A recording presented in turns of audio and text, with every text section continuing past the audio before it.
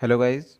यहाँ हम steno for all YouTube channel के माध्यम से आपको हिंदी और इंग्लिश स्टेनोग्राफी की क्लास उपलब्ध करा रहे हैं, जिसमें हम आपको बिल्कुल शुरुआत से लेकर उच्च गति पर डिक्टेशन उपलब्ध कराते हैं। यह हमारा पार्लियामेंट्री रिपोर्टर पद से संबंधी डिक्टेशन का ग्रुप है, जिसमें हमने 160 शब्द प्रति मिनट की गति पर ग्रुप तैयार किया है। जो भी छात्र व छात्राएं रिपोर्टर पद की तैयारी कर रहे हैं, डिक्टेशन लिख सकते हैं। यहाँ हम आपको 160 शब्द प्रति मिनट की गति पर 10 मिनट तक डिक्टेशन उपलब्ध कराएंगे, जिसमें 1600 शब्द होंगे, 1600 शब्द होंगे। सभी तैयार रहें। रेडी।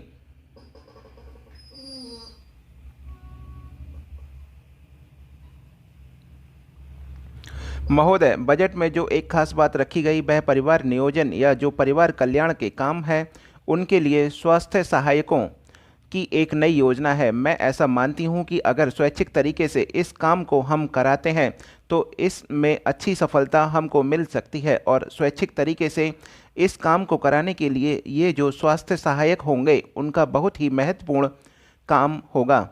परिवार कल्याण के लिए स्वास्थ्य सहायक गांव-गांव घूमकर शहर शहर में स्वैच्छिक तरीके से लोगों में परिवार कल्याण को फैला सकते हैं, उनके बारे में लोगों को बता सकते हैं। दूसरी चीज़ यह है कि गांव में के अंदर जो हमारी जनसंख्या रहती है उसके लिए भी हमें वहां पर काम को बढ़ाना है।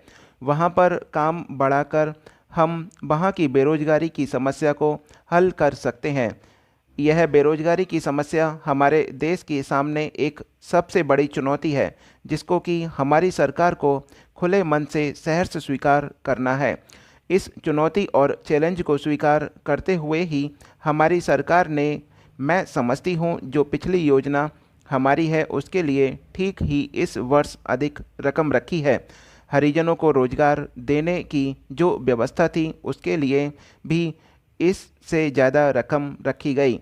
उनके लिए आंकड़े नहीं देना चाहती क्योंकि इसमें समय लग जाएगा, लेकिन जो आंकड़े हैं वे बताते हैं कि सरकार ने इस चीज़ों को बहुत महत्व दिया है। हमने यह भी देखा कि बजट के अंदर लघु उद्योगों के लिए धनराशि 815 करोड़ रुपए से बढ़ाकर करीब करीब 1340 करोड़ रुपए की गई। लघु उद्योगों से हमारे ग्रामीण क्षेत्रों को काफ़ी लाभ पहुंच सकता है। आज हमारे देश के सामने गांव में बेरोजगारी की समस्या है। गांव में दो तरह के बेरोजगार युवक हैं। एक तो वे जो पढ़े लिखे हैं और दूसरे वे जो पढ़े लिखे नहीं हैं। उनको हम ऐसे काम दे सकते हैं जिनको कि श्रमिकोन्मुख योजना कहते हैं, उनके द्वारा काफ़ी काम दे सकते हैं, विकास हो सकता है। इस बजट में इस बात का ध्यान रखा गया। हमारा जो 20 सूत्री कार्यक्रम है उसमें हमारा एक अति विशेष कार्यक्रम है स्वच्छ व शीतल पेयजल सभी को उपलब्ध कराने का। महोदय, हमारे देश में ऐसे गांव हैं जहां पर कि पेयजल की कठिनाई है। वहां के लिए हम स्वच्छ अच्छा पेयजल देने की योजना बनाएं। मुझे इस बात की खुशी है कि सरकार का ध्यान इस बात पर गया। हमारे देश के जो समस्याग्रस्त गांव हैं उनके लिए भी इस बजट में काफ़ी रुपया रखा गया, जिससे कि हमारे समस्याग्रस्त गाँव की समस्या हल हो। ये ऐसे कार्य हैं जिनके द्वारा हमारे गांवों में रहने वाले लोगों का जीवन स्तर ऊंचा होगा, स्वास्थ्य भी अच्छा होगा। इसके साथ ही हमारी सरकार अपने देश के पिछड़े हुए हिस्सों के लिए, गरीब हिस्सों के लिए, हमारे को परेशान लोगों के लिए, उनकी उन्नति के लिए भी काम कर रही है। उनके विकास के कार्यक्रम भी हमारे राष्ट्र के सामने हैं। ऐसे जो कार्यक्रम हैं उनके लिए विशेष तौर से आयोजन किया गया है। प्रत्येक कार्यक्रम के लिए काफ़ी बड़ी धनराशि रखी गई है। भारतवर्ष में जिस तरीके से बड़ी जनसंख्या है, उतनी ही बड़ी जनसंख्या वाले चीन या एक दो और बड़े देश हैं। वहाँ पर भी हम जानते हैं कि वे देश, चीन और दूसरे देश, अपने तरीके से अपने अपने यहाँ इन कठिनाइयों को देखते हैं और इनकी बात करते हैं। सन 1971 में चीन ने भी परिवार नियोजन को बड़े जोरों पर आरंभ किया और 1% समवृद्धि दर कम कर पाए हैं। 10 से 11 वर्ष में, और उनकी ऐसी योजना है कि करीब 2000 में नकारात्मक समृद्धि बनेगी और 2050 में जनसंख्या 35,000 करोड़ आ जाएगी। इस तरह से हम देखते हैं कि हर एक देश अपनी आवश्यकता के अनुसार योजना को बनाता है। भारतवर्ष में भी हमें बड़ी सच्चाई के साथ सबको मिलकर यह कार्य करना पड़ेगा और लोगों के पास जाकर उनको समझाना होगा कि हम कितनी भी उन्नति कर लें, जब तक इस कार्यक्रम को सफल नहीं बनाते हम विकास नहीं कर सकेंगे।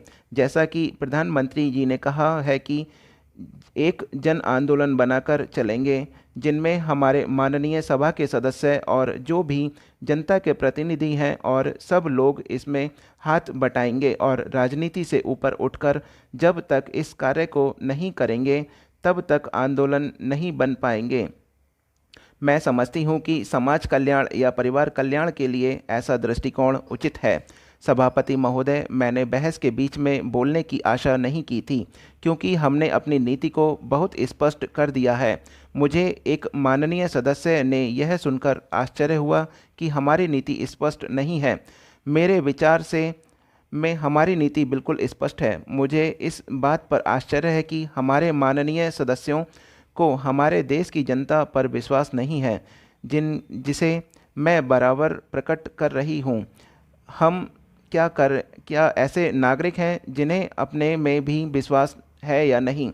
बहस को सुनते हुए मुझे ऐसा लगता है कि यह प्रश्न उस प्रश्न से कहीं अधिक महत्व का है। बांग्लादेश के शरणार्थियों का क्या हो रहा है? यदि हम अपने पर विश्वास नहीं है तो हम कुछ कहें तो उसका कोई मतलब नहीं रह जाता, लेकिन हम उसे उपयोग में नहीं ला सके। मैं यहाँ जो कुछ कह रही हूँ अपनी जनता और अपनी सरकार से मैं असीम विश्वास के साथ कह रही हूँ। मुझे इसमें संदेह नहीं है कि जो समस्या हम पर आ पड़ी है हम इसका सामना कर सकेंगे। इसका क्या अर्थ है? इसका मतलब यह है कि किन्हीं शरणार्थियों को कोई कष्ट नहीं होगा? इसका मतलब कभी नहीं हो सकता जब कभी भी देश में को ऐसी बाढ़ का अचानक सामना करना पड़े, वह भी लंबी अवधि में नहीं, कुछ सप्ताह की छोटी सी अवधि में 60 लाख लोगों का आना कोई मजाक नहीं है, ना ही कोई मामूली बात है। मैं माननीय सदस्य से पूछना चाहूँगी कि दुनिया के इतिहास में कोई ऐसा देश है जिसने इस तरह की समस्या के 10वें हिस्से का भी सामना करना पड़ा हो? स्थिति की वास्तविकता समझने के बजाय इस सदन में बैठकर सब आलोचना ही कर सकते हैं। यदि किसी यूरोपीय देश में केवल 10,000 शरणार्थी आ जाएं तो सारे अखबार, सरकार और हर आदमी उबल पड़ेगा। हम करीब 8 लाख ऐसे इंसानों की समस्या से निपटने की कोशिश कर रहे हैं जो आतंकवाद के साम्राज्य से बचकर भाग कर आए हैं, जो घायल, बीमार, भूखे, नंगे और थके मांदे हैं, और वे हमारे जैसे देश के आए हैं जो दुनिया के सबसे गरीब देशों में है। इन्हें युद्ध के कारण हटाए गए लोगों कहें या शरणार्थी या और कुछ जो आप कहना चाहें, इनके साथ हमारी निसंदेह सहानुभूति है।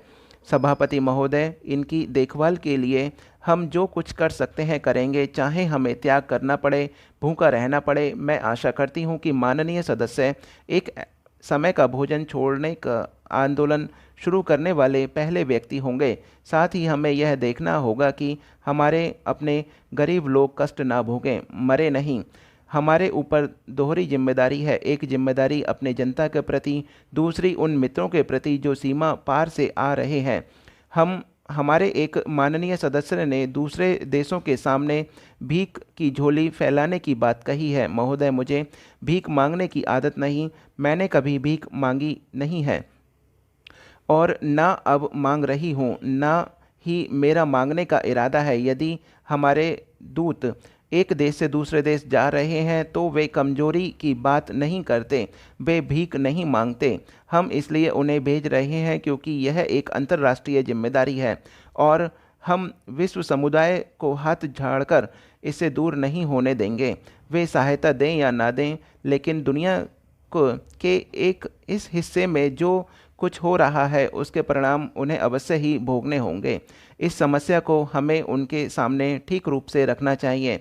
हमें सहायता अवश्य चाहिए और हमें जितनी अधिक सहायता मिलेगी उतनी ही अच्छी हम शरणार्थियों की देखभाल कर सकेंगे। किंतु अभी तक आवश्यकता को देखते हुए यह सहायता बहुत ही कम है। अभी तक हम जो अनुमान लगाते हैं उसके अनुसार जितनी आवश्यकता है यह सहायता उसका 10वां हिस्सा है। मैं आशा करती हूँ कि यह सहायता बढ़ेगी, लोगों का जीवन बचेगा, बच्चों को बेहतर पोषाहार देने और हैजे या दूसरी बीमारियों से पीड़ित लोगों को बेहतर इलाज का प्रबंध करने की दृष्टि से यह अत्यंत महत्वपूर्ण है। किंतु हमारी अपील इस समस्या को सही परिप्रेक्ष्य में प्रस्तुत करने की दृष्टि से अधिक महत्व रखती है।